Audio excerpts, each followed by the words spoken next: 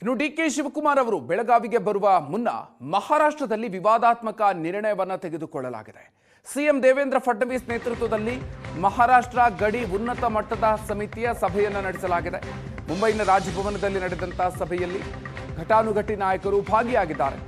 ಶರದ್ ಪವಾರ್, ಏಕನಾಥ್ ಶಿಂಧೆ, ಸುನೇತ್ರ ಪವಾರ್, ನಿತೇಶ್ ರಾಣಾ ಕೂಡ ಭಾಗಿಯಾದರು. ಮಹಾರಾಷ್ಟ್ರದ ಗಡಿ ಉನ್ನತ ಮಟ್ಟದ ಸಮಿತಿಯ ಸದಸ್ಯರು ಭಾಗಿಯಾಗಿದ್ದಾರೆ. ಸಭೆಗೆ ನಾಡದ್ರೋಹಿ ಎಂಇಎಸ್ ಮುಖಂಡರು ಕೂಡ ಹಾಜರಾಗಿದ್ದಾರೆ. ಸಭೆಯಲ್ಲಿ ವಿವಾದಾತ್ಮಕ ನಿರ್ಧಾರವನ್ನ ಉನ್ನತ ಮಟ್ಟದ ಸಮಿತಿ ತಗೊಂಡಿದೆ.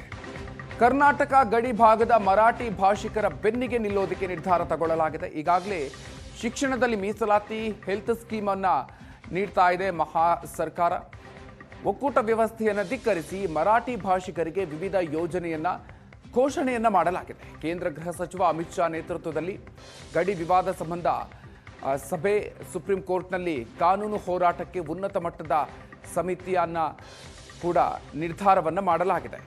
ಈ ರೀತಿಯಾಗಿರುವಂಥ ಹಲವು ನಿರ್ಧಾರಗಳನ್ನು ಈ ಸಭೆಯಲ್ಲಿ ತೆಗೆದುಕೊಳ್ಳಲಾಗಿದೆ.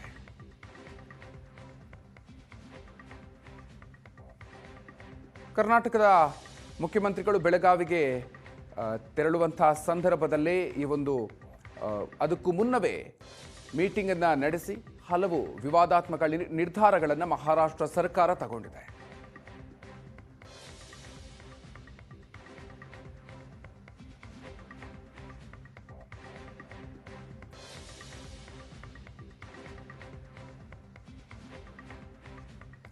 ಮುಖ್ಯಮಂತ್ರಿ ಡಿಕೆ ಶಿವಕುಮಾರ್ ಅವರು ಬೆಳಗಾವಿಗೆ ಇವತ್ತು ತೆರಳುತ್ತಾ ಇದ್ದಾರೆ. ಆದರೆ ಇದಕ್ಕೂ ಮುನ್ನವೇ ಮಹಾರಾಷ್ಟ್ರದಲ್ಲಿ ವಿವಾದಾತ್ಮಕ ನಿರ್ಣಯವನ್ನು ತಗೊಂಡಿರೋದು ಸಿಎಂ ದೇವೇಂದ್ರ ಫಡ್ನವೀಸ್ ನೇತೃತ್ವದಲ್ಲಿ ಮಹಾರಾಷ್ಟ್ರ ಗಡಿ ಉನ್ನತ ಮಟ್ಟದ ಸಮಿತಿಯ ಸಭೆಯನ್ನ ನಿನ್ನೆ ನಡೆಸಲಾಯಿತು. ಮುಂಬೈನ ರಾಜಭವನದಲ್ಲಿ ಈ ಸಭೆಯಾಗಿದೆ. ಘಟಾನುಘಟಿ ನಾಯಕರು ಕೂಡ ಭಾಗಿಯಾಗಿದ್ರು.